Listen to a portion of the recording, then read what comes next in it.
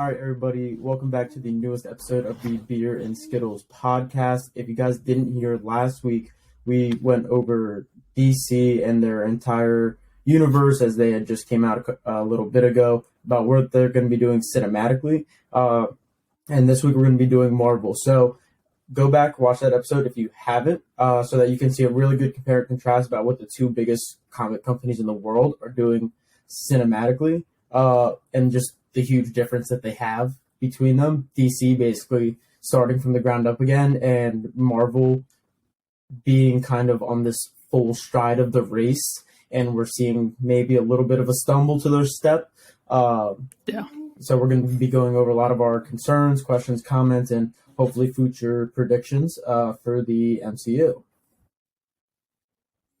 Yeah, I mean, definitely I can see Marvel stumbling right now.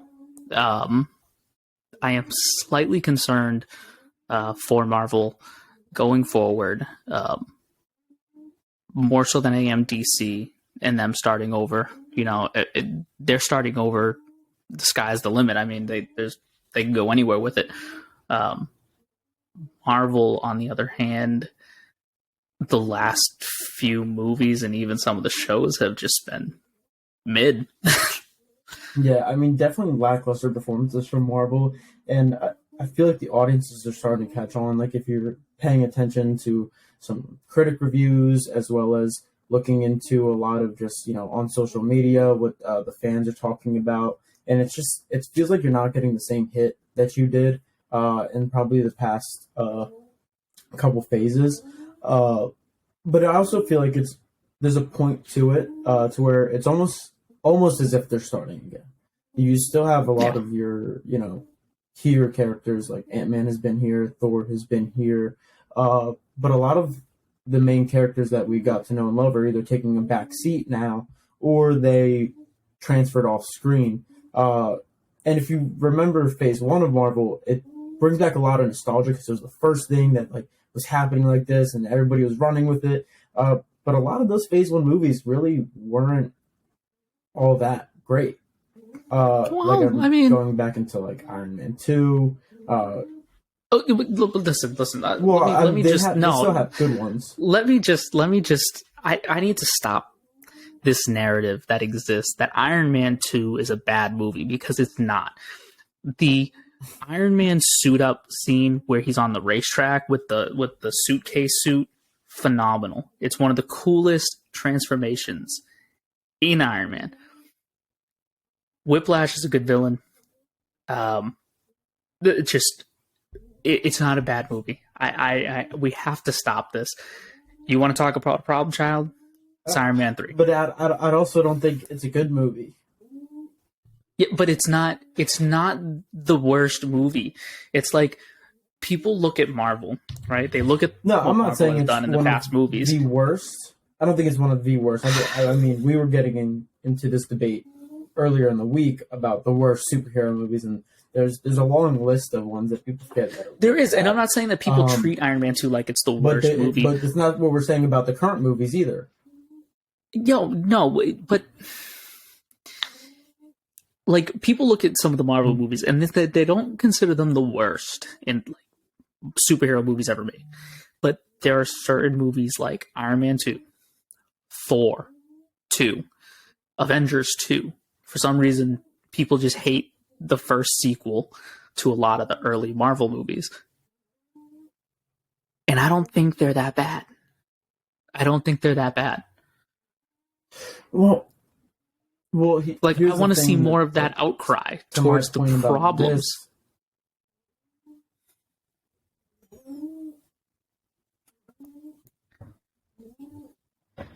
So then what do you say that the problems are? What are the problem children? People might not be wrong. There's some problems with some sequels. Ant-Man 2 has its problems. Now,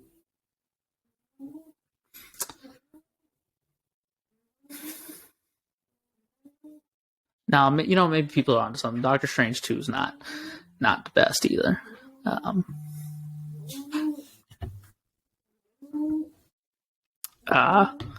Yeah, but I feel like what we're seeing in a lot of the movies that we're getting now isn't that we think they're bad. I didn't go into Ant-Man thinking it was bad. I didn't go into leave Doctor Strange thinking it was bad. You're right. It's just, it's not the quality that I'm looking for. And I'm not saying a lot of these Phase 1 movies or early Phase 2 movies were bad either. But they're not withholding the quality that we now come to expect from Marvel. And I feel like these ones are getting more of a harsher critique because you're already in an established realm. It's like going into Star Wars or Harry Potter. You have a fan base. They are going to be extremely critical of you. So when you think about it kind of like that, like, again, Ant-Man wasn't bad. Doctor Strange wasn't bad.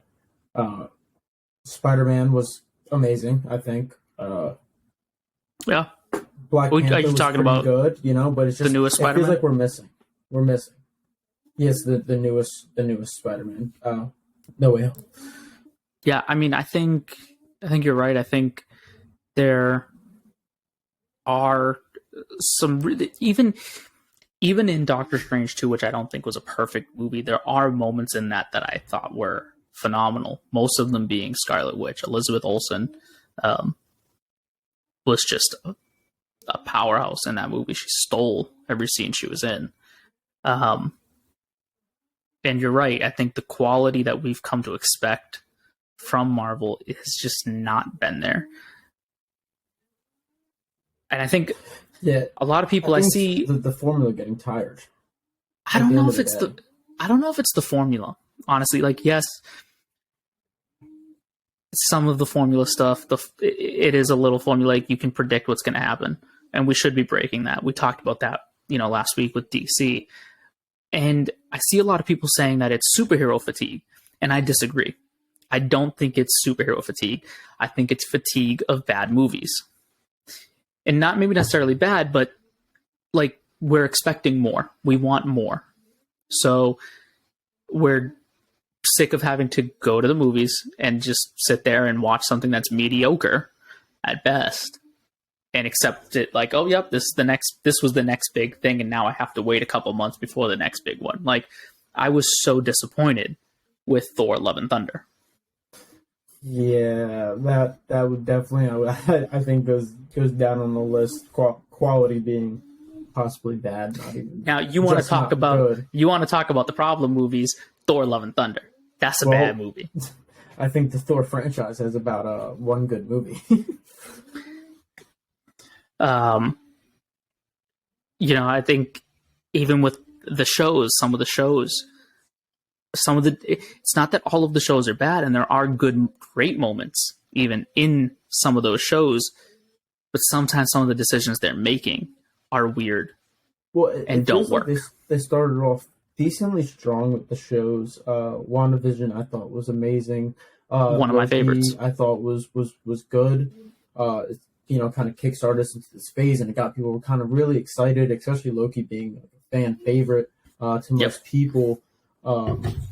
Falcon and the Winter Soldier, I thought was pretty good. It hit on some. I don't think it was the best when it came to quality, but it hit on some tough issues that you really wouldn't always see coming from Marvel. Cinematically, it was good looking as well. Yes, Falcon and the Winter Soldier was beautiful. Sometimes I felt like it bit off a little more than it could chew. I think if it had maybe one or two more episodes to really hit some of those points just a little bit further. Well, and I think that's a problem that they're running into a lot too, is that their shows are like 6 episodes. How much can you tell in 6 episodes? I mean, TV shows are running a minimum of 8. 10 is usually known as your half season. There's shows that are running 22 a season. I don't think they need to go that far. I mean, you don't have to be supernatural or anything, but you can do more. I guess Kevin Feige had said recently that they're looking at restructuring right now. They're looking at restructuring the MCU in the sense of not pushing out as many projects a year, slowing down a little bit, quality over quantity, which I think is key. We're free to speculate on how much of that is due to Bob Iger stepping back in as CEO of Disney. But he had also said that they want to look at the shows and make them more episodic in the way that TV is. And in my opinion, that's what you should have done from the beginning. TV is TV, movies are movies. You shouldn't be trying to take a 13-hour movie and just cutting it and saying, yep, ship those as episodes. No. And they did that really for WandaVision. And that's what made it work, as well as that it was different. WandaVision worked because it was something we haven't seen. Actually, and it was episodic. A million things we've already seen, but jumbled together in a different type of format. And that's what made it special. And the sitcom aspect, the different decades, the genre, everything about it made WandaVision so unique and like so special in my eyes. I absolutely loved it. But then it falls short again at the part that we're discussing at the ending. They try to bring it all together to this one point that everything was just this continuous run to this moment, and it didn't pay off. I think you also have to look at the time when WandaVision was filmed, it was during the pandemic. There were other things that were supposed to be in it. What's funny is that post-credit scene for WandaVision, when she's in the cabin using the Darkhold, was actually pulled from footage of her in Doctor Strange 2. Because they actually they couldn't film. It was, COVID was so big at the time, they couldn't go back and finish filming some of this stuff. Monica was supposed to have a big fight scene in that finale, and it just didn't pan out. So I think even though I shouldn't, I give WandaVision a little bit of leeway just because of the production issues they faced at the time. Yeah, well, I still say that it's an amazing show. I mean, granted, the payoff wasn't there, but I can't say it was trash because it had 5 amazing episodes and 1 bad one. Then, okay, it's like 80%. You did that's still passing to me. But then to me, I think the real problem is with the shows, which I think we're going to kind of run into a problem with later, is the one that I was most hyped up about, and we've talked a little bit previously, was Moon Knight. Yeah. They and it advertised Moon Knight pretty heavy. He looked amazing. The trailers looked like they were going to give us what Moon Knight deserves as a character. And so everybody's hopes were up because it showed it like how we were supposed to get it. And then we didn't. The personalities didn't match at all what they were supposed to be. They ended up agreeing with each other, and they're trying to throw in the last personality, which is bad, but it's really not in the comic books. It's just a really weird thing that did with Moon Knight. A lot of his fight scenes, he blacks out, and you don't see them. And that's kind of part of who he is the battered and broken fighter that he is, and gory. I mean, you should have taken scenes out of the Batman where Robert Pattinson is just he's getting mutilated, but he's getting up. He's getting beat up, but he's getting up and he's still going. And they could have looked at their own about. Production. They could have totally just looked at their own production and said, what did we do with Punisher? How did it work? What did we do with Daredevil? But that's what makes me scared, because I love those Netflix shows, but we're in totally different territory now with them. Different people are running these projects, these characters, and they're trying to make them fit into their own system that they have. But I don't think it's the way to go. People already love these shows. Granted, some of them have some ups and downs between seasons and whatnot. But I mean, Daredevil is known as possibly the best comic book show we've ever gotten. It's extremely consistent. It was amazing. The fight choreography was off the charts, which Marvel needs to take a note from with fight choreography. I feel like CGI and superpowers can kind of get in the way of getting into a good fight scene. But when you have somebody that is so hand-to-hand, like Daredevil or Moon Knight or Punisher or any of these guys that they focused on in the Netflix series, or that they're trying to focus on now to bring in more people, they're still treating the fight choreography the same, but it's got to be more intricate. You have to base it upon that character. That's why I say Moon Knight should have been beat up a lot more. He should have looked like Robert Pattinson in Batman, where you're just getting knocked down but getting up, knocked down, getting up. Like, you might be just he's a sloppy fighter, and he gets gory, and his moves are dirty and underhanded, but that's how he wins. And that they didn't embrace that. I'm afraid we're going to get Daredevil and not get a great hallway scene. So let's take a second and look at Daredevil, because there's a lot of stuff online that's been coming out. So apparently, Karen and Foggy will not be returning in the Daredevil Born Again series. That is a huge disappointment in my eyes, because Karen and Foggy were like, they're his heart and soul. Like they are the two people that ground him as Matt Murdock. Well, that makes it not a Daredevil show. I mean, right. When he's Daredevil, then you have the masked vigilante. When he's Matt Murdock, you're looking at a blind man trying to fight the system as a lawyer while still hiding it from his best friends, who then later find out and have to cover for him all the time. And they're worried about him, and they're constantly want him to stop and just keep being a lawyer and just run things correctly, but he doesn't, because he knows it doesn't work.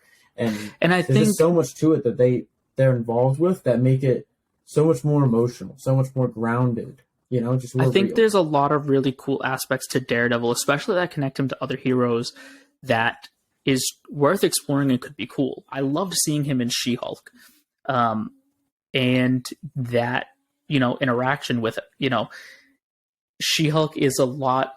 She's funny, you know what I mean? She's a great character, and like his interaction with her on a level in which they can understand each other, because they're both lawyers, as well as both being crime fighters.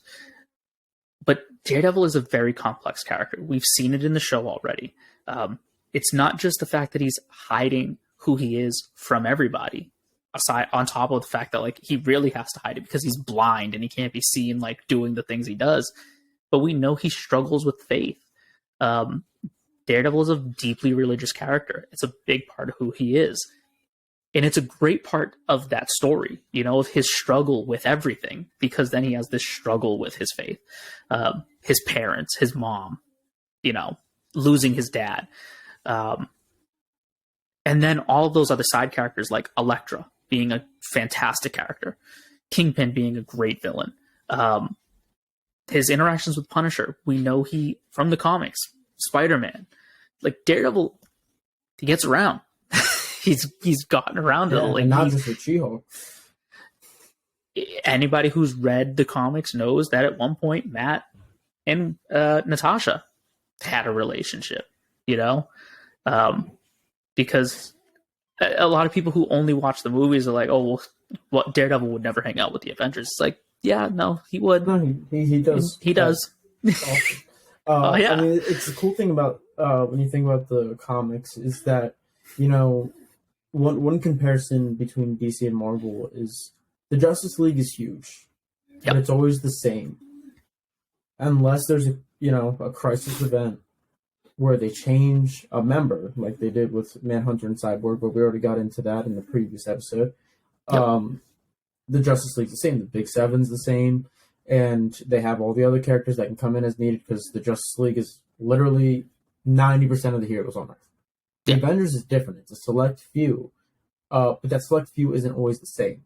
There's many different Avengers team. I mean, you think of Wolverine, he's an X-Men. He's been on a lot of Avengers. On the Avengers, yeah. Spider-Man, you don't think of him as an Avenger. He's been on the Avengers. Ghost Rider, he's been on the Avengers. He's been part of the Fantastic Four. They mix and match their teams a lot because they have so many different ones, and they make it a select few instead of saying, here's everybody. They're a team. Like this, they've all conjoined. Which isn't the case. So you can't just always think of the Avengers as the people you saw in Phase 1. Which is what I think they're going for now, as they phase out Tony and Steve and Natasha, and we'll see kind of where Hawkeye lies. I don't know if he'll still be on the team, because it seems like he has his own thing going on. God knows what the hell's happening with Bruce. And then also with Thor, just we don't know anything about the originals, whether they're still in the universe or not. It can still change. I think one of the original characters that excites me the most, and we've talked about this, and it's due to the ending of his movie with Spider-Man. I'm really excited to see where he goes next, because his place in the universe has changed vastly due to that ending. I love that ending. And I loved it too. I think it was emotional, and I think what bothered me most about Tom Holland's Spider-Man was that it didn't feel like Spider-Man. And it might be fucked up to say, but Spider-Man is probably the most tragic character in the Marvel universe. I mean, his whole life is a Unfortunately. tragedy. Anytime he finds somebody he loves, they die. Yeah. His origin stems from his father figure dying. Nobody really mentors him because he's the friendly neighborhood Spider-Man. And yet they kind of made him. They don't bring in Uncle Ben, which is fine. We heard the storyline. I think it could have deserved a mention. They replaced it with Aunt May though, and that's, while it's not comic book accurate, it still brings him to that point of that he should be distraught. He should have turned evil. He should have been killing people a long time ago, with the motivations he has to keep going. When your motivation is somebody that died, you turn into the Punisher, Yeah. not Spider-Man. So when you Well, think and you about know it in what that though? aspect, There's that. I think they're retconning it to where now he has nobody. He lost his girlfriend. He lost his best friend. He lost his aunt. She gave him the responsibility This. speech. Yep. He lost Tony, which I don't think he should have been involved in the first place. But Marvel, everything revolves around Tony. Yeah. And now I feel like we're getting Peter. We're getting the Peter Parker, and we're not getting white Miles Morales. Yes, and that's the other thing. They've given Peter so many in the MCU, so many of Miles's qualities. Even down to Ned. Yeah. Even the auxiliary characters around the MCU's Spider-Man are just Miles' side characters. I will. You hit on something like really key there, though. Spider-Man, Peter, one of the greatest parts of his story. Typical Peter Parker bad luck, like typical Parker luck. That, regardless, has never stopped him from being the good guy, from taking a bullet for Captain America, and Cap having to tell him like you're the best of us. You know, Peter, no matter what happens, when the chips are down, he's going to do what's right, and he's going. We've seen it in the comics. Peter will literally risk his own life to the point of death, and he has, to save everyone else that he loves. And I think you get to see that in No Way Home. You also really get to see, like, especially in that final fight scene with the Green Goblin, how much Peter holds back in a normal fight. A lot of people don't realize how strong he is. It's also not that easy. There's times where he does struggle. He's not a perfect character. He doesn't not waver. He's not Superman, Right. where the compass never wavers. He has that wavering compass. I mean, it's something that's brought up a lot. Was that But he's not Kingpin tried to Batman. put a hit on Aunt May. Oh, you do not fuck with Aunt May. No. Because Kingpin, being a guy that can take like a hit from the Hulk, deceivingly enough, he looks like a fat guy. See him take his shirt off in any comic book, he's jacked. He's bigger than the Rhino. It makes no sense. He's just a regular dude. He's huge. He went over there, and they have been in many fights. Go through the comic history, they are at each other's necks constantly, even fights. He went over there and picked him up by his skin, had him dangling, battered, and he told him, "Next time I'll kill you." So, like, again, it's the compass does waver, but he always stays on that path when it seems like he really shouldn't. Like, and it's super funny too. Like kill him, do it, but he won't because he is too good. Because again, this is the guy that lost everything. He lost his uncle. He's lost his parents. He's lost every girlfriend he's ever had. He's lost his unborn child. That was a weird storyline, but it happened. At some point, he lost Aunt May in a storyline. She's not gone anymore, but he loses everything he loses his best friend. His best friend turns evil and tries to kill him. It's very much life. like it's that quote from Rocky. It's not about how hard you can how hard hit. It's about how hard you can get hit and keep going and get up and keep going. And like, it's funny because it's similar to like you said, he might waver, but he's not Batman where he completely falls off the track and and he's not Punisher. You get similar storylines in other comics where like Batman is just one bad day away from being Joker. you get that great scene in Daredevil season 2 where Punisher tells Daredevil the same thing. You're just one bad day away from being me. The difference is you hit them, they get back up. I hit them, they stay down. Like that is a big part of Peter, but you never have to worry about him going off the rail and like completely going bad.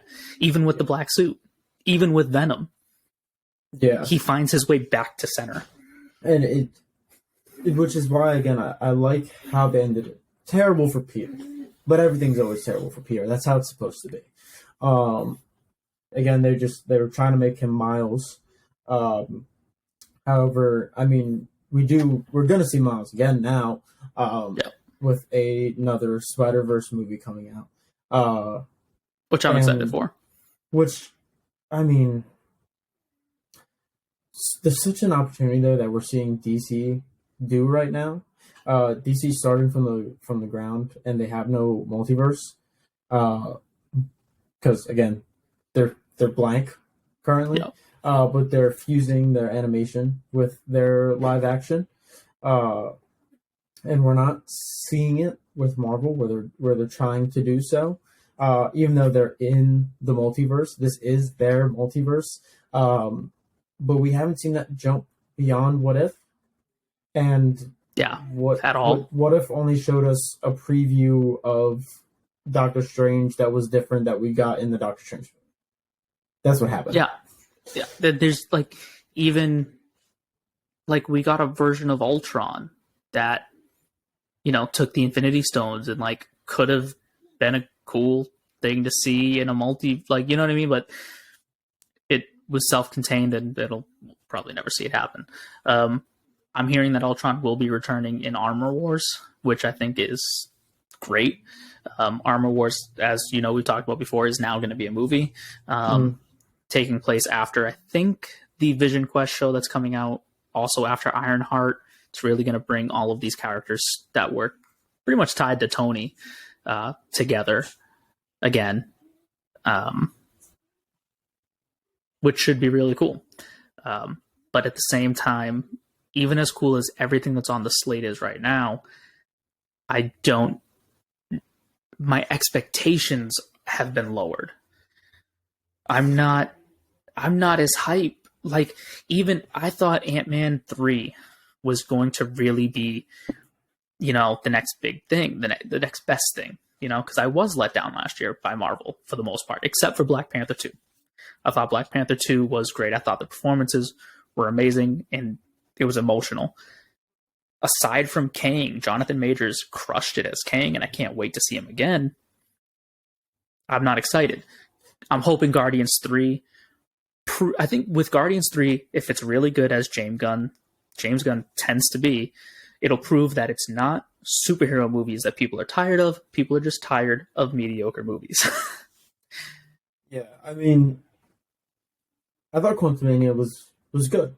It was a good movie. I think if you didn't have Jonathan Majors in that movie, it would have been really bad. He stole a show. He proves what he's going to be. You saw more of him than you did in Loki and such. Yep. So going into it, I mean, he's gonna be a big bad. I mean, he's going to be giving a performance. He's going to be listed up there with like Doc Ock and the Joker as the best on-screen villains that we're going to be getting. Which is it's weird because anybody that doesn't read comics that loves Marvel through the movies never heard of them. And I think it's going to be even more interesting to see how they handle it all. Because the Kang storyline isn't easy. It's not an easy storyline at all. It's very convoluted. There's a lot of twists and turns and confusion, even in the comics. Because of all the time. Because it's not just time travel. And it's the fact that it's the multiverse. So it's not just, there's multiple versions in one timeline, in one universe. And then you get into the next universe, like 616 and then 1610. Like, there's just, each version of Kang is different, even across time. in each universe. That it gets super convoluted. That post-credit scene for Ant-Man 3, which shows just how crazy it's going to get. Yeah, it's going to be insane, and there's going to be a lot of explaining because you're going to see Kang a lot. I mean, knowing Marvel, they'll probably put him in damn near every project now. I'm hearing he's showing up a lot. Yeah, he's going to be damn near every project. And then you always have to explain, well, which one is that? Well, who's this? Because there's already that confusion there between the one in Loki and the one in Quantumania, and then how are we going to get all of these guys that we saw in the post-credit scene of Quantumania? So there really is a lot there that they have to cover. And then the weirdest part of them all is a character that's still yet to be introduced. Iron Lad has come in, which is a really weird part of Kang. Even with Iron Lad, I could see Iron Lad being introduced post-Kang Dynasty and being a part of the Young Avengers after the fact. You know what I mean? Like, I could see them having like we still have another version of Kang coming. You know what I mean? Like, which if they don't then cause Jonathan Majors Kang to come back in a later storyline, right? If they don't do the typical kill him off.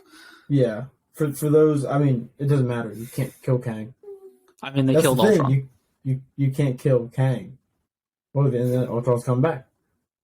Yeah, now. You can't kill... Yeah, I mean, like, Thanos, you can kill. It's not easy to kill, but you can kill him. You physically can't kill Kang. There's an infinite amount of him. And he's caused so many paradoxes within the timeline. Even if you kill him, he just resets.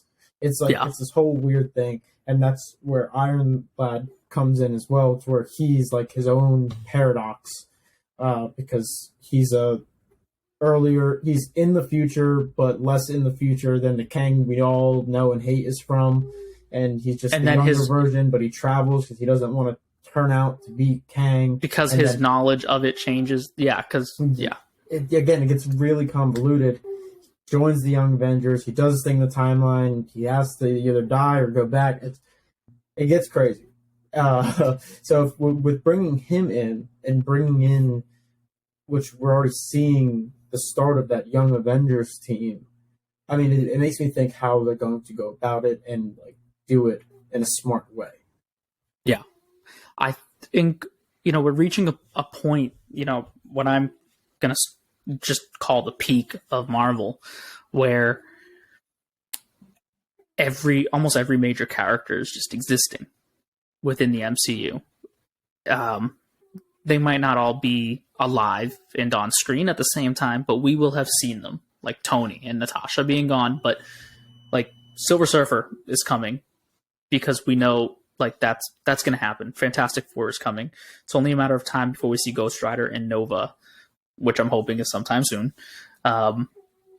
We have Daredevil coming back with, I've just heard recently, Jessica Jones and Punisher coming back with Kristen Ritter and John Bernthal reprising those roles for that show.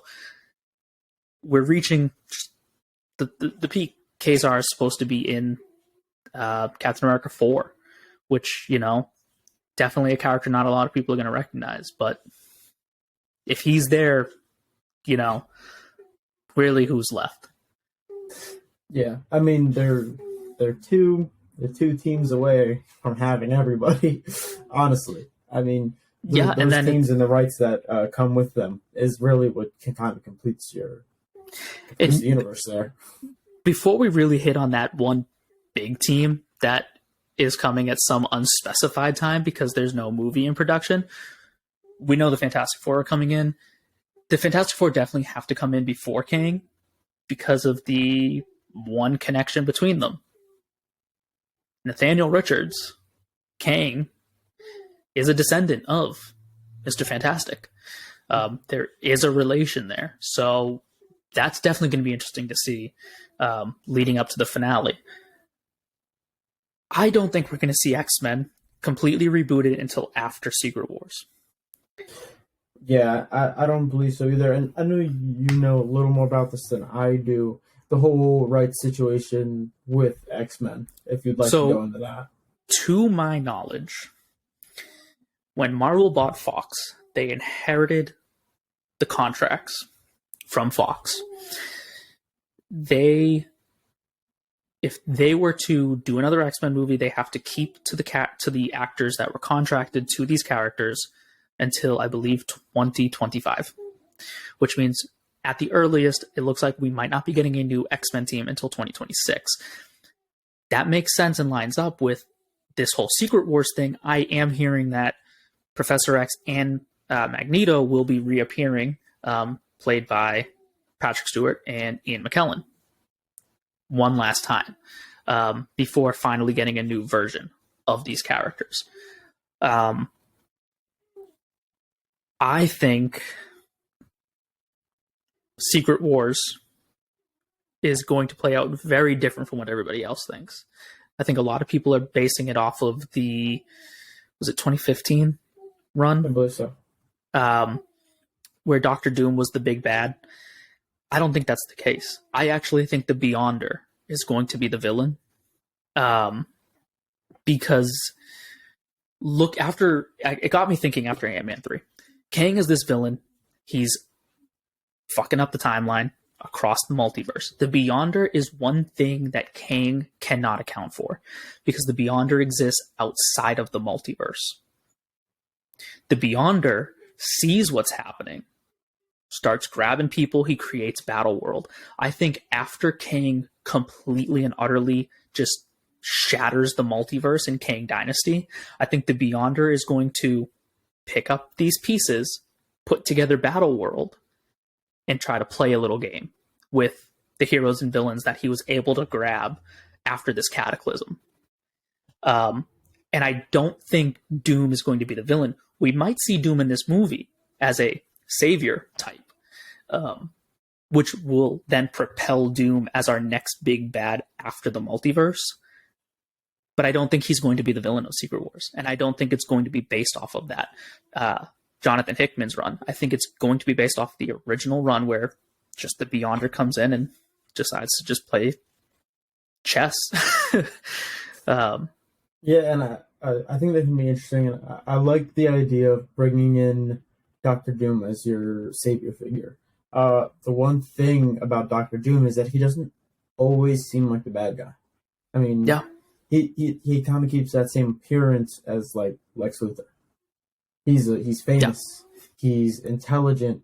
He is a politician. I mean, eventually he ends up going and running his own nation, which gives him his own political immunity. So he's kind of free to act however the fuck he wants.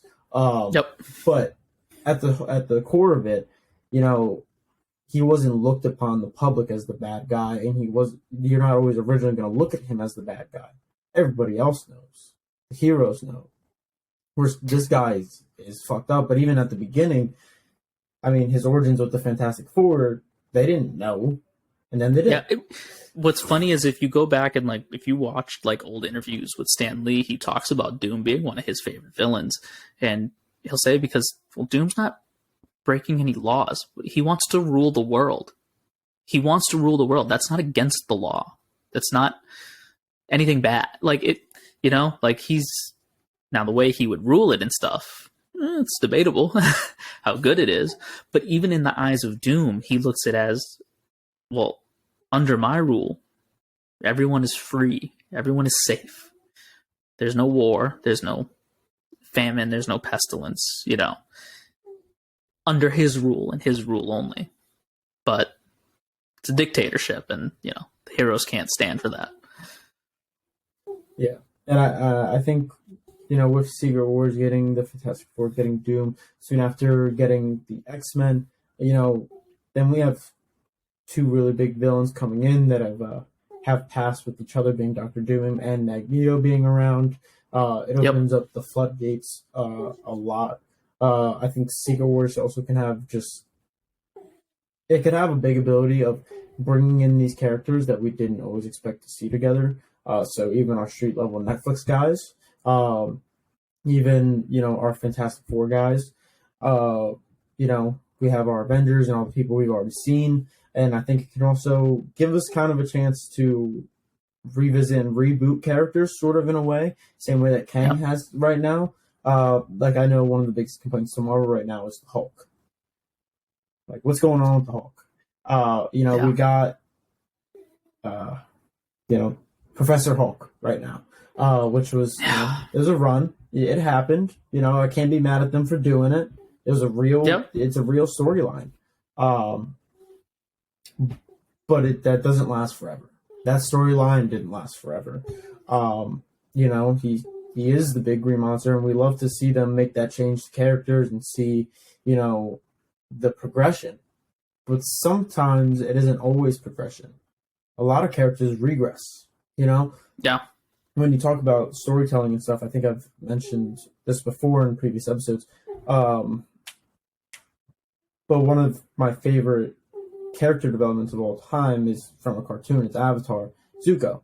He progresses, he regresses, progresses, regresses, and Yep. it really shows what human nature is of that. It's not always that easy to then just keep moving forward. And I think it would be really easy to do that regression with the Hulk. Maybe at some point you can progress again, but his whole thing is that it doesn't stay like that. He's another character that he's born in tragedy. He's I bothered by his traumas. I am 100% praying for that man's downfall. Because I just, I want to see Savage Hulk. I want to see Hulk, back to, Well, it with is funny. Secret Wars Like, coming around, I know it might not be the same because the storyline would deviate. But with Secret Wars and Hulk, that does give you a chance to then bring us World War Hulk. well, And to get there's that a lot Savage of Hulk other, storyline. there's a lot of storylines that I'm hearing are in development. I know Hulk is a tricky one because Universal does still own partial rights to the Hulk. I'm hearing Disney's trying to work a deal with Universal, Comcast actually, because Comcast owns Universal, to try and get the rights to Namor and the Hulk 100% back to Disney. If that happens, they'll be able to put a Hulk movie into full production, and we'll get a World War Hulk movie, which it seems like we're building up anyway. We're building towards.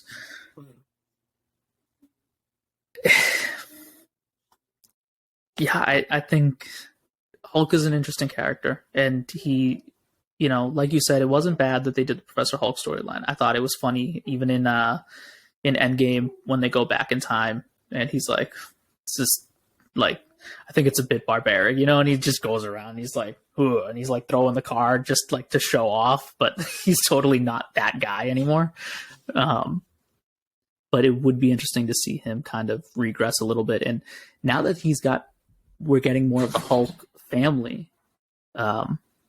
It would be interesting to see how they're able to bring him back. Yeah, I mean, there's already signs we've already gotten She-Hulk, signs that we're getting Red Hulk. We've already gotten Abomination, kind of not part of the family, but we're getting Hulkling. It's more of a, but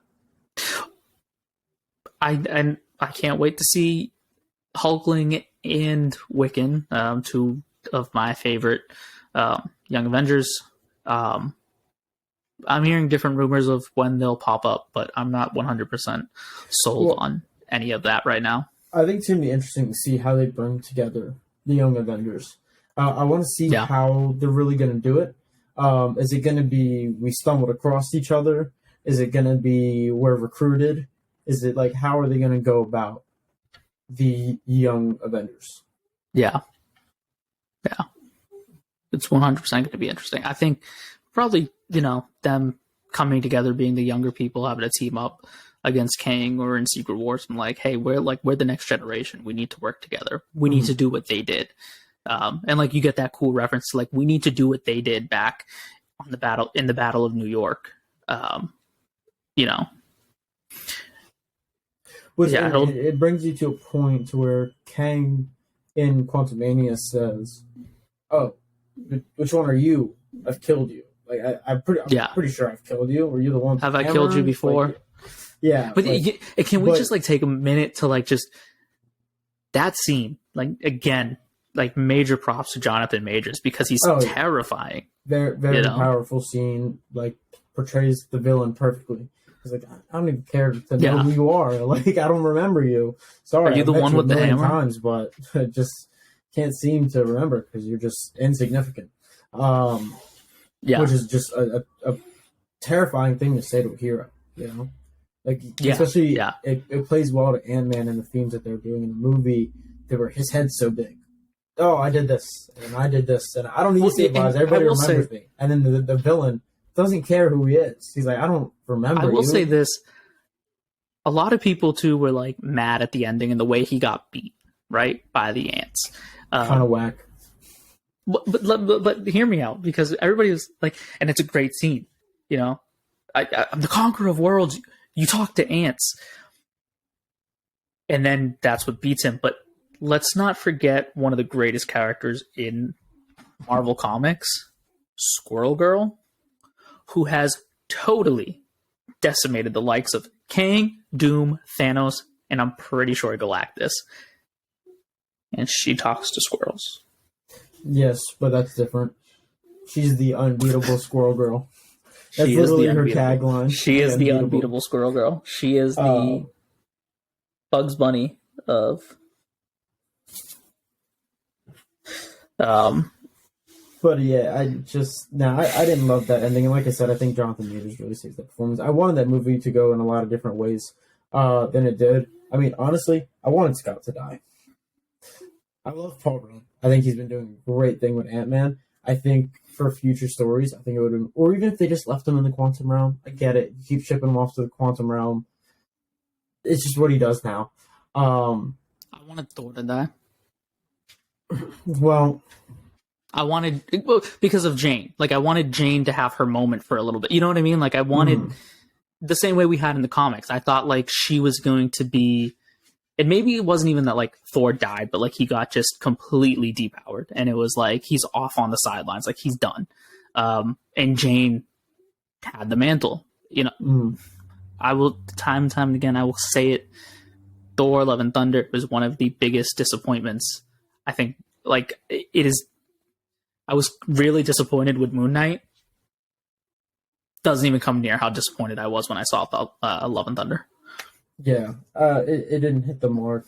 What a total But waste of Christian Bale.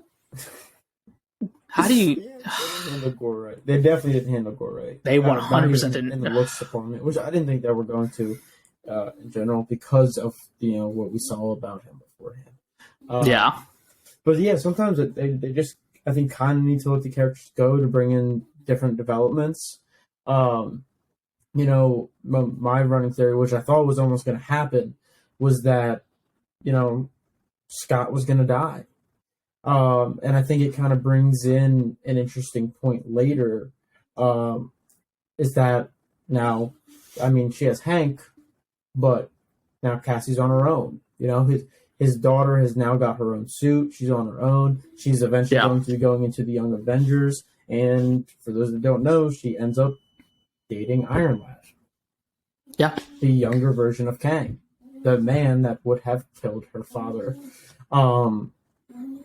Which I think just kind of brings in a great line that they can just, kind of bring in. That storyline could be very powerful, being And I young think, and in love and then realizing that your love would eventually futurely kill your dad in the past. You and I can't think write there's that. Like, it just... there's even they could have still continued that story and had it. I think a lot of people are going to die between now and Secret Wars. Secret Wars is going to kind of reset us a bit, and you could have brought Scott back after that. That's what I'm And saying. with And even if he would have beat Kang, but he couldn't make it through the portal, perfect. That's good enough for me. We can still get Paul Rudd back, but we can still get this different storyline where everybody thinks he's dead. Yeah. Perfect. That's all you needed. Yep. And then now, if you do this storyline, her dating Iron Lad, and then her dad is back, and now there's this idea of, well, are you going to kill my dad again? There's so much potential there. And maybe some of this stuff is just too grown up for what Marvel is willing to put out. Which, I get it. Seems Family-friendly movies, but I think it's time to deviate, and that's we already talked about it. Our fears of what they're gonna do with the old Netflix characters, because we already see they're handling, Daredevil in a kiddish way, which is fine because he's in kiddish movies with less serious characters.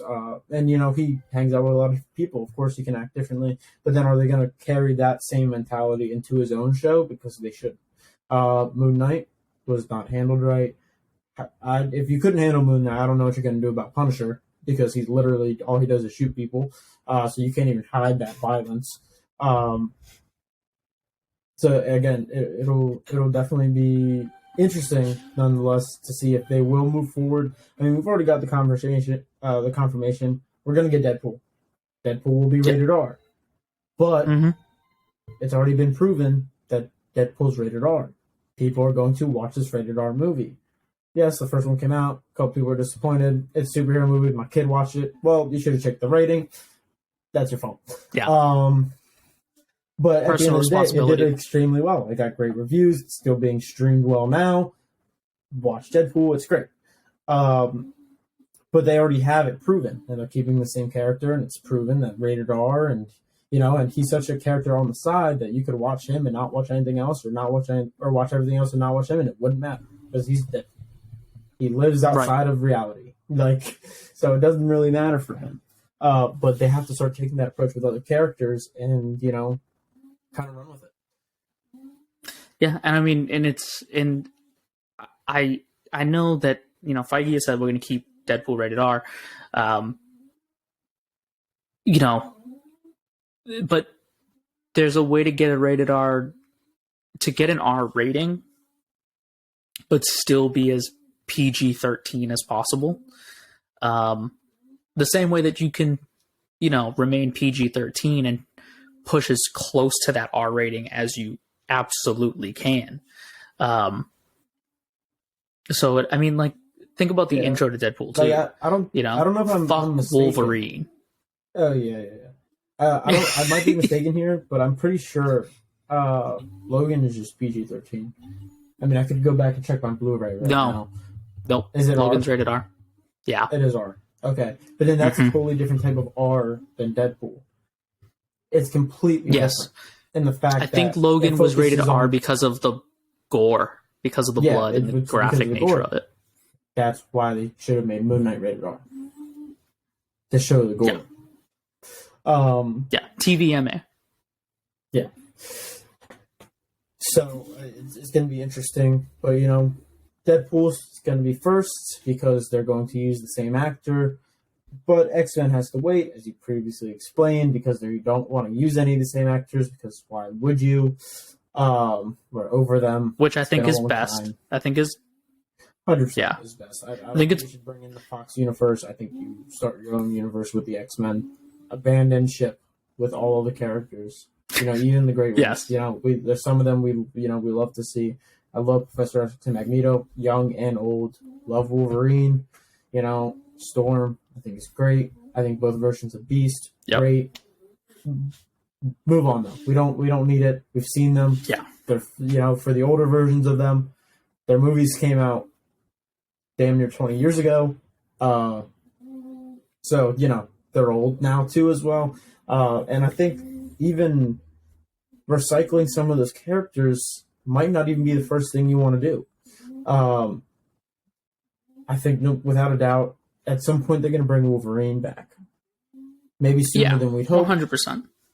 Maybe sooner than we'd hope that they would, because Wolverine can also be his own one-off character. I mean, it's been shown. That's why he is the main character, and he's had so many solo movies.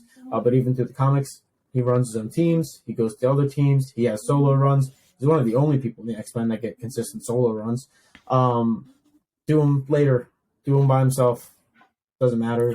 But wait, I would say. I agree. And even some of the members of the team, we can take the James Gunn approach here. We don't have to do Cyclops, Beast, Jean Grey, Iceman. We don't have to do these core members that everybody already knows.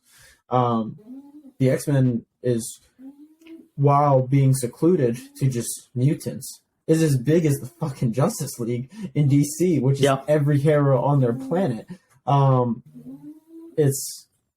There's so much to choose from. They have a lot of great characters because the X-Men are all about struggle. All these people have struggled before they got there. struggle with their There mutation, and are they have great storylines, and you can use all of them. of the original X-Men, of the 5 original members of the X-Men, the 2 that I would definitely keep, because I think there's potential there, especially just, well, Iceman, I think, has changed Iceman, I in the think, comics, stays. and I think you need to keep him because he has I feel like now in the comics he's got a better storyline going on. He's developed more as a character. Angel, I don't think has ever gotten a good shot in live action.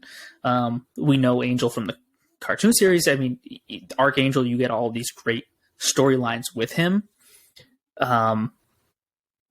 Jean Grey, just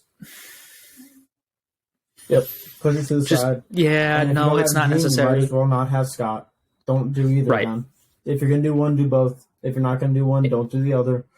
And I think Beast doesn't need to be a main member. Beast can be at the school. He can be a teacher. He can be a part of, the supporting cast for them. I don't think he needs to be on the team, but you can definitely have Beast there. But like you said, there's a lot of other great characters. I mean, Storm is fantastic. Storm can lead the team. We've seen her do it. Well, the thing is, I want Storm in a different way. Storm is an amazing character. She has a great background. She was praised as a god. Back basically in Africa. She is. She ends up being married to the King of Wakanda.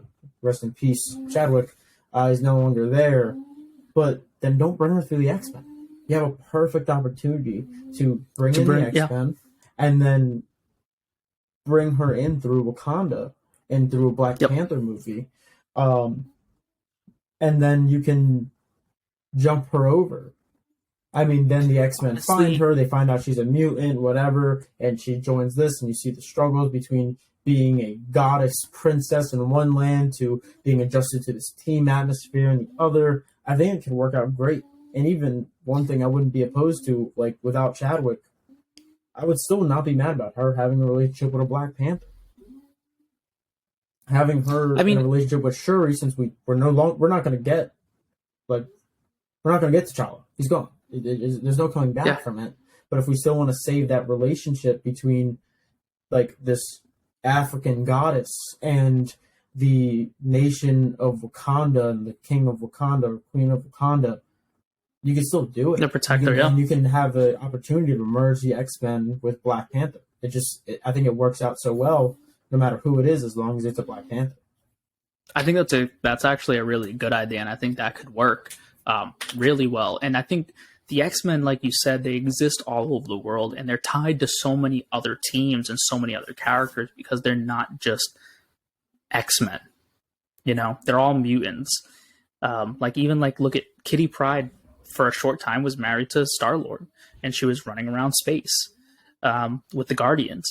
There's so many ways to connect these characters. My hope, and this is my big thing. X-Men is one of my favorite comic book teams. They have one of the best runs, some of the best runs in comics. Some of the best animated shows. The X-Men can be a cinematic masterpiece in the way that we both think the Batman is, even though it didn't get nominated at the Oscars, which was a total fucking robbery. Yeah. You can make a cinematic masterpiece at the Oscars.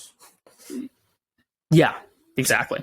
It could be a cinematic masterpiece with a movie that is compelling, a story that is compelling, a story with deep meaning that hits hard, makes the audience think, makes them wonder, makes you laugh, makes you cry. The same way that, Black Panther's storylines in those movies hits hard. Because Ryan Coogler is just fucking amazing. The same way that I felt that, like, Eternals look-wise, Eternals looked beautiful. It was a beautifully shot movie. X-Men can be both. It can be this beautifully shot movie with a compelling story, but that also is extravagant and still a superhero movie in the way that the Avengers are. I mean, Jubilee, look at her powers. You know, like you can have this spectacle at the same time while kind of keeping the formula that Marvel has, but at the same time making something bigger and different from it. That's my hope for X-Men. I'm very scared with what Marvel has done recently. That I don't know. I don't have the highest of hopes that we'll actually reach that and achieve that. Yeah, I don't know about that. I mean, there's so many, they're not hitting that mark. That's not their market. I understand why you're not doing it. What you're doing isn't broke. You have probably, I think, 50% of the highest grossing movies of all time. Of 50% of the top 10 is you. Why change what you're doing? The blockbuster is what's in right now. Roll with it. If it ain't broke, don't fix it. Exactly. But I want them to handle the X-Men well, and I want them to handle it differently. I don't think we have to throw an X-Men movie at you. I think because of the diversity of these characters, there's a lot we can do. I mean, I just mentioned what you can do for Storm. You can bring in these characters and other storylines, and then formulate this team, or then bring in the team and bring those characters that we introduced separately to that team, like they're being picked up, or they're being recruited, or trying to be saved. So you can do that with Storm. I think a great one is Gambit. Him being in the Thieves Guild. And all the trouble that he causes can have interactions with a lot of different heroes, because he is kind of on that anti-hero kind of side of things. I mean, you can bring him in against a lot of street level people. He has some opportunities there. Iceman, being so young and out in the world, and having, I mean, obviously it doesn't come until later, but you could change the timeline and have him kind of in there with Spider-Man or the Fantastic Four, because he has relationships with Johnny and I'm Peter. glad you went there, because that's where I was going. Peter's in a different place now, like we talked about at the beginning of this episode. You want to introduce these characters in other ways. Spider-Man and his amazing friends. You can borrow from the Ultimate Spider-Man run. Peter now has nobody. If he's making new friends and Fantastic Four already coming in, you can make Bobby and Johnny the same age as Peter, like they are in the comics. Those can be his new roommates. You can introduce these characters through Spider-Man. And now you're building a relationship where now Peter isn't tied to the Avengers anymore. And yeah, you're still tying him to other teams, but that's the nature of Spider-Man. You know what I mean? Peter, he same way as Daredevil, he's on his own. He gets around. Yeah. And which again, but that's a lot of opportunity with Spider-Man. And Daredevil. They're people that go across a lot of teams. But those are just three characters to name, ones that I would really love to see in the MCU that you can introduce in a different way through different established characters, which we know Marvel loves to do. So you can do what you love to do without just throwing a movie trying to give us a 100 years worth of information in it. I also think, I heard this a long time ago, that with Kang Dynasty and the Secret Wars, we're going to kind of be resetting. And I think they plan on just retconning the MCU timeline, where mutants have existed the entire time. So it's just one big retcon. It happens in the comics all the time, so it's not that big of a deal. It actually makes the movies finally feel a little more comic booky. If I was doing X-Men, I wouldn't make the Brotherhood the villains. I wouldn't make, I wouldn't take Apocalypse. I wouldn't even take the Sentinels. I would make it humanity. Listen, call it X-Men, Children of the Atom, because Marvel doesn't want to do the number sequels anymore. They love their titles. Children of the Atom. They're the next step in human evolution. It pisses people off. Make the villain humanity, because that is the X-Men's biggest threat. And you also need to show off, put together this team of X-Men that's from around the world, mutants from around the world, and really showcase the diversity, because there's such a diverse people. You have the Hellfire Club, which are all the mutants that are running the world. The top 1% of the 1%. And then you have the Morlocks, that are people with mutant abilities that just can't go out in public because their abilities are physical, and they get hated on and beaten and just treated like the worst people imaginable, even though those same people will then go on and worship, Captain America.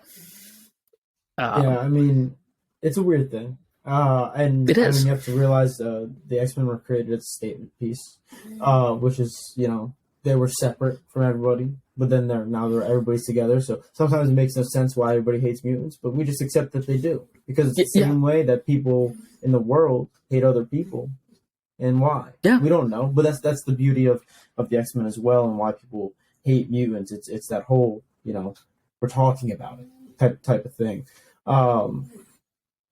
So it'll be interesting, I think, how they're going to end up handling it again, because these are serious issues. The X-Men are directly related to serious issues. Professor X and Magneto are literally based off of Martin Luther King and Malcolm X. And even going back to Fox and what they did, the best, movie in that franchise is Logan. Everybody knows that. Yeah. But beyond that, my personal favorite is First Class.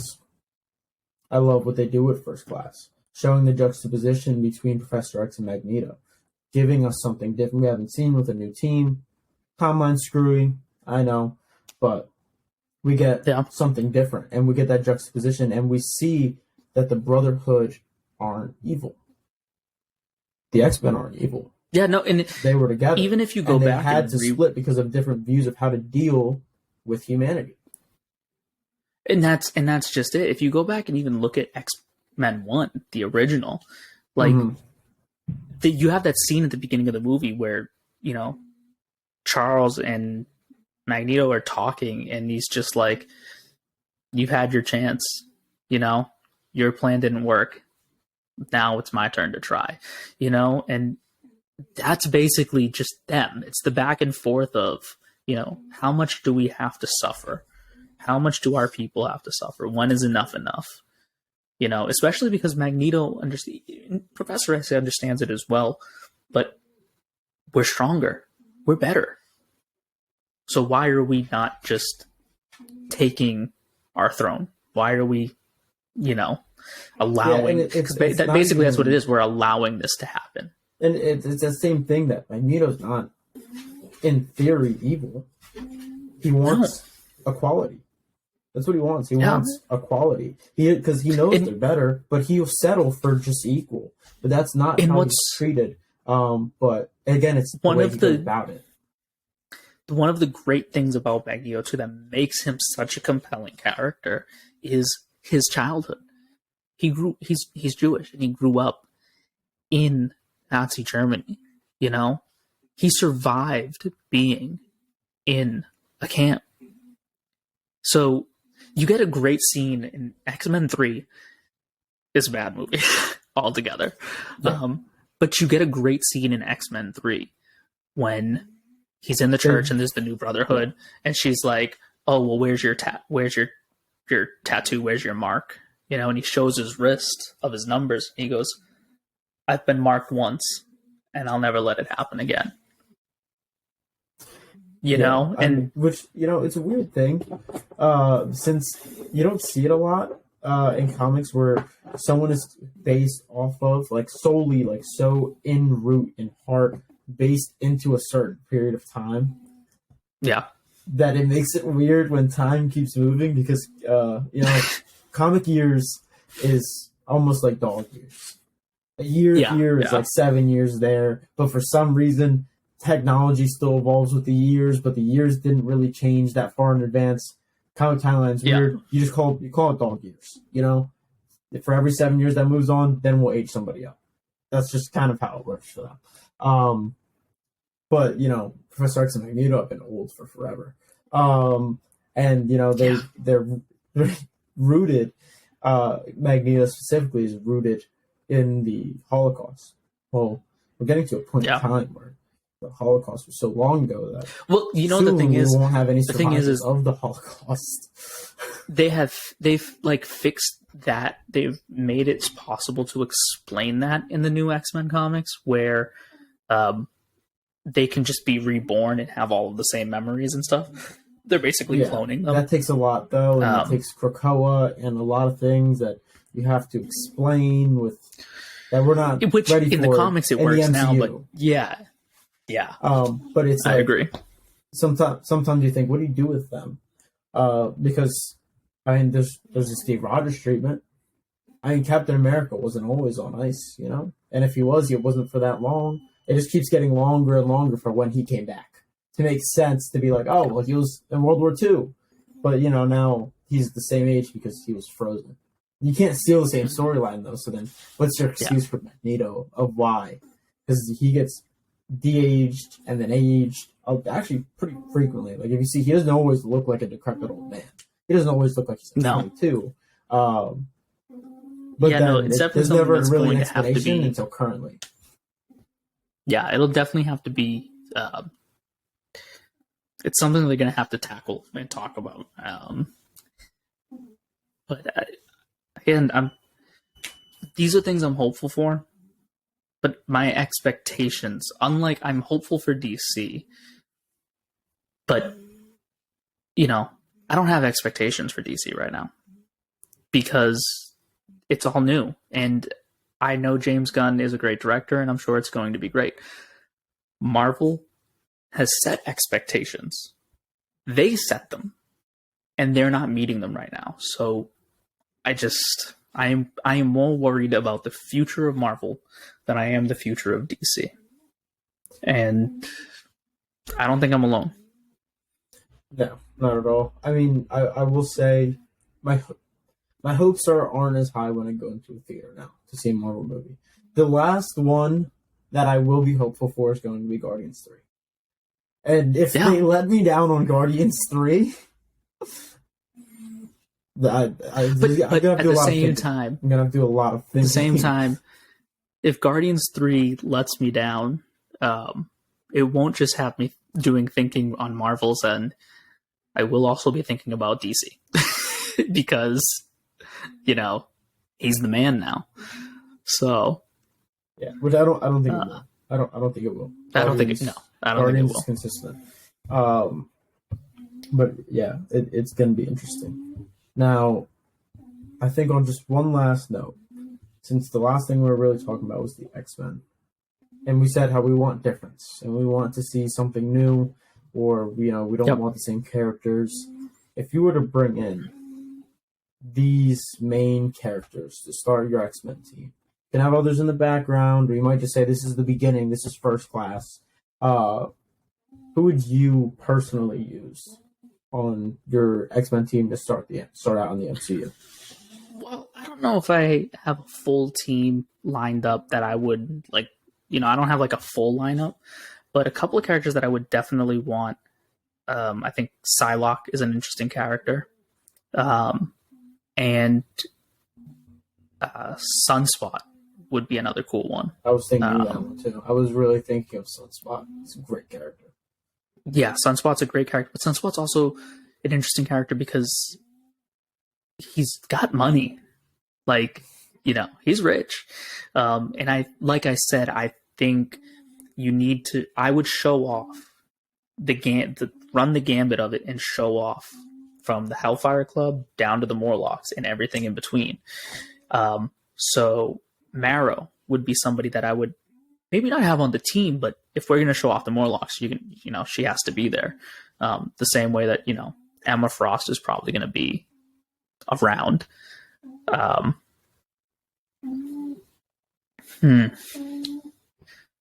Like I said earlier, Iceman, Storm, but if we're introducing them in other projects, maybe they're not on the team yet. I mean, characters I love. One of my favorite characters Magic is Iceman. Magic really could be a really one. cool character. And another one that you can fit in through other parts of the media. Correct. Yeah. You can bring her in with Scarlet Witch. You can bring her in with Doctor Strange. Her powers are and Colossus magic. Is, tied to her. That's her brother. Which again it brings in interest. And then there's also we didn't even mention it, but there's a lot. Scarlet Witch on her own is they kind of retcon it a little bit, but she's also supposed to be a Yep. mutant. We've already gotten Quicksilver. Well, He's supposed even to be with a that, mutant. with Scarlet Witch, Quicksilver, Polaris, Magneto, even if we wanted to say, all right, let's introduce the Summers, Vulcan is an emperor out in space. You know, their long lost brother. You know, their dad was running around in space. So, like, there's ways of introducing all these characters. The Phoenix Force is a cosmic power that you can link Jean to that stuff. You know, bringing in the Shi'ar Empire. You know, in the Marvels movie or something, or a Guardians movie can work, or the Nova Corps if we get a Nova project at some point. Angel is another character that I love. Like you said with Gambit, Rogue is. I think Rogue is a really, really interesting character. We've seen her storyline before in live action. Doesn't take away from. We can get it better. The fact that we can definitely get it better. Yes, and her storyline of her hating her powers because of what her powers are, you know, it's a really great storyline, and it can hit home. Also, don't forget, she could easily be brought in through the Marvels as well, because her powers come from Miss Marvel. Well, she stole Miss Marvel's powers when she stole Miss Marvel's powers. Yep, and she's stolen Gambit's. Like, she has the connection there with him. Like, there's the X-Men have such deep ties to everybody. Yeah, I mean, personally, the possibilities are really just endless. I like to see the younger team at first. I think bringing in like a young Sunspot, Nightcrawler, Jubilee, people like that, I think would be very entertaining. Even like, I know we've already kind of seen them, but I like to see them done right. Darwin is a character that's not always known about, and I don't think they did him justice in First Class. Could be a really cool character to see, you know, them play with his powers and stuff like that. Characters like that are really the ones I'd be looking for. The ones I'd most look forward to are Gambit, Iceman, Nightcrawler, personally for me. But again, I think there's so many of them you can bring in through different animals, and that's what I want. I don't think it's what we get, but that's what I'm really hoping for, is that with all the projects they have, I mean, 3 a year, you could do within 3 years have 9 X-Men lined up here, ready to go at a minimum. And then you can throw in the X-Men movie, and that's when you can introduce Xavier and Magneto and, you know, all the big people that you really wanted to show off in the beginning because they make you money. Really tie all of these characters in that have been showing up throughout the years. Yeah. Now you can really bring them. Because it's the recruiting process, because that's what Xavier does. He goes out, he gets these kids, he helps them, or adults, you know, they can be adults sometimes. Bringing that all in. I mean, even at the end of their movies, you can just show the back of a bald head for all I care. It's just, as long as you do it in the right way. Yeah, 100%. But X-Men is the project that scares me the most. Yeah, I think it scares most people. Yeah, because I just like you said, there's a lot of diversity there in the X-Men. They represent a lot for a lot of people. Their storyline is representative of, you know, this hatred that does exist in real life. And I think that's a storyline that is worth telling. It needs to be but it needs to be handled with care. With the right director, it can be done. And I think that's the other key. The movies that shine, the movies that Marvel does right, you look at Guardians, you look at Black Panther, they bring in filmmakers that are not afraid to just do what they want and tell their story. So it's going to take the right filmmaker to come in to do X-Men and say, this is what we're doing. And and you know, that's it. You want Guillermo del Toro to do it? You know, I wouldn't be mad at that. The man just won another Oscar. I wouldn't be mad at that. And he loves a good story. Yeah. He knows how to throw out a budget. he can throw out a budget. So he could actually fit perfectly if they want to bring him in. Yeah, no, that actually might be good. I wouldn't be mad at that. Have Seth Rogen produce it. Seth Rogen produce everything. I'm telling you. The man don't miss. That man don't miss either. So I wouldn't be mad at any of it. The duo we've been waiting for. But this is that Rogen. Outside of the box thinking. Yeah, 100%. That Marvel needs a little more of. I mean, we had this discussion. We don't have time to get into it. Maybe if people like this, then we can get into it another day. Seth Rogen should start doing mainstream superhero movies. Yeah, just a couple. Belt. Just look it up. Look it up. I mean, he's doing the Ninja Turtles, Preacher, The Boys, Invincible. He's doing a lot. Yeah, no, he's done a lot. And then like look at his comedies. Like, ignore maybe some of the people that have been in those comedies. That's neither here nor there. But look at the comedies for what they are. You know, Superbad is still a classic. Yeah. So, I don't know. If you guys like our Seth Rogen theories of that he should start doing mainstream superhero movies, or even our theory that he should have been the one to run the DCU, I don't know. Let us know. But we have gone a little over on time now. We can get into that. So, yeah. So please let us know what you think about our thoughts and theories. And, you know, tell us what you want to know, and hopefully we can respond, have back and forth with you guys, and maybe it'll lead us into other episodes of things we can talk about in this realm. But thank you for listening to this episode of the Beer and Skittles podcast. You've hopefully thank you all for back listening and listen to the DC. Now you heard the Marvel, and then we'll get off that superhero train for a little bit and bring you some even more diverse content for you to divulge in, and hope you come back to see it. Yeah, thank you guys.